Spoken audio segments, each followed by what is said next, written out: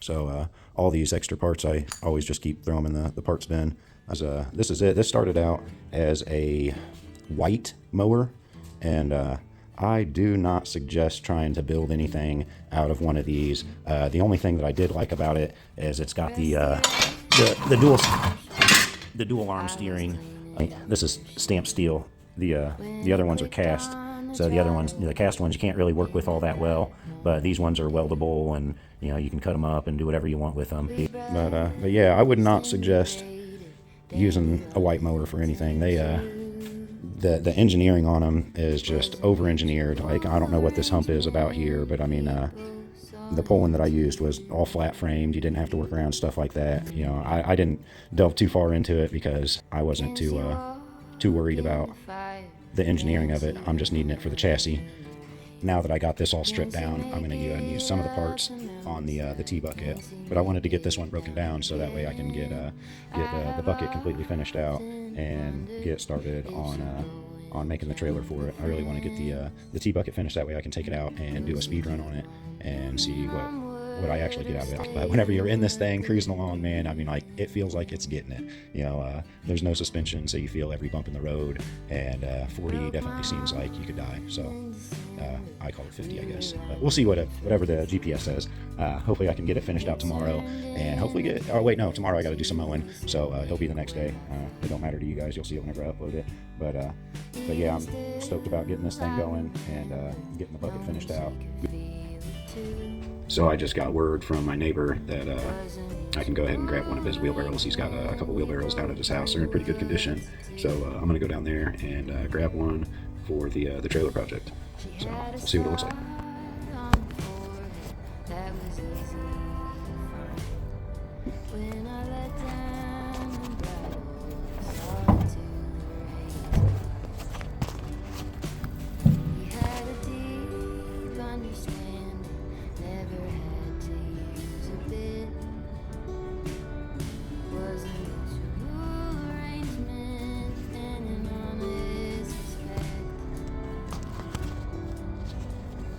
Choose this one. All right, this is it. I kind of like the color. I think it look good with the yellow, and maybe the black one would look better. This has got some black in it, but I had the green on, so I had to go with the green. So next I'll go ahead and break down the wheelbarrow and get it all in pieces. I'm going to work on the transaxle, getting that ready to, I'm going to strip everything out of it, just the axles, that way free rolls. I have some bearings that if it's got places for it, I'll go ahead and install some bearings, that way I can even use it at higher speeds and not have to worry about anything. Actually, I think one of the axles is bent on it, so we'll have to see if I can straighten that out or not. But yeah, I'm going to work on the transaxle, cutting the wheelbarrow up, and trying to figure out how to mount the transaxle onto the chassis, and everything should go pretty fast, so bear with me on another breakdown segment.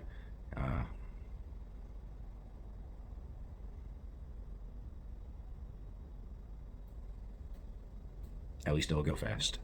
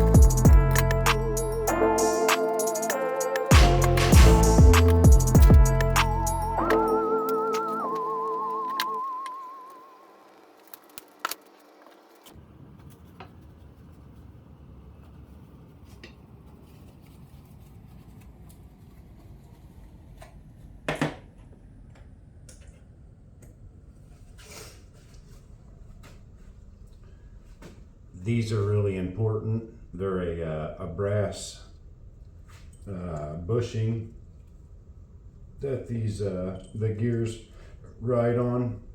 On my Poland, it has a flat spot on each side, and you got to set those in the casing just right to where that flat spot is down. Otherwise, the casing won't close, and if you try and force it, it'll bend these. And you know, I mean, like everything in these transaxles got to be spot on, or else they're gonna be binding, or you know, I mean, you'll know if you don't have it together right, because it's either not gonna shift gears right, or you know, it'll bind. And I don't know if you've seen in the very beginning, I pulled out this little ball. That's your shift ball, and it goes up here on the top of your shift fork. I don't know how this went in. I didn't really pay attention. Oh, it's got a spot up here for it on the housing itself, but it goes down in there, and then I'm guessing it probably just rides along here somewhere, maybe around this ring. I can't see the wear spot, but it rides up in there on your shift fork. Probably right up in here. Let's see, I don't know where that went through. I don't know where it is on this one, but that's what gives you the feeling in between gears. It'll, you know, stop at a gear. It's got little notches to where it'll catch, but you gotta make sure you get that shift ball. That's real important, and be careful not to crush these whenever you're putting them in. They're important.